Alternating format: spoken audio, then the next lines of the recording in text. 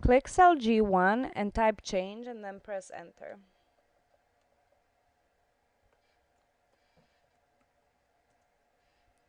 Type 1.1 and then press enter. You store the increase factor that will be used in the what if analysis in this cell G2. The value 1.1 can be used to calculate a 10% increase. Anything you multiply by 1.1 returns an amount that is 110% of the original amount. Now click cell H3 and type what if.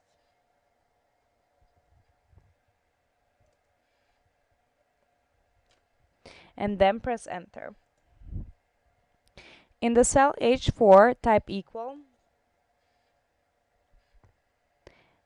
Click cell F4.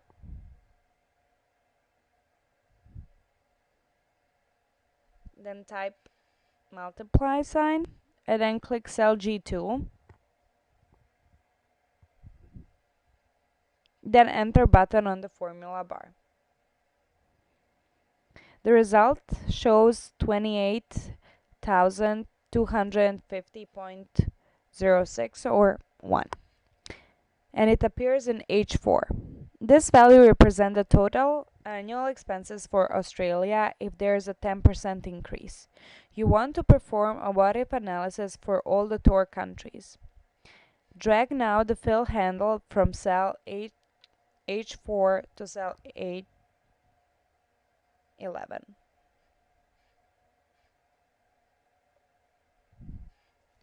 The resulting values in the range H5 to H11 are all zeros, which is not the result you wanted. Because you use relative cell addressing in cell H4, the copied formula adjusted so that the formula in the cell H5 is F5 times G3. Because there's no value in cell G3, the result is 0, an error. You need to use an absolute reference in the formula to keep the formula from adjusting itself. That way it will always reference cell G2. Now click cell H4, then press F2 to change to edit mode, and then press F4. When you press F2, the rangefinder outlines the argument of the equation in blue and red. The insertion point appears next to the G2 cell reference in cell H4. When you press F4, dollar signs are inserted in the G2 cell reference, making it an obsolete reference. Now click enter on the formula bar and then drag the fill handle from the cell H4 to cell H11.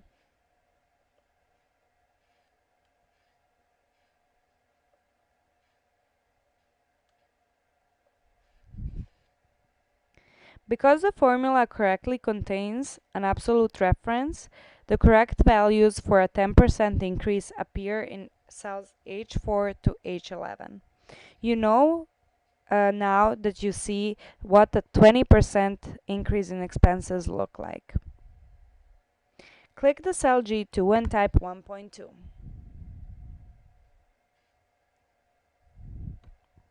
Then click enter. The values in the range H4 to H11 change to reflect the 20% increase. Now save your work.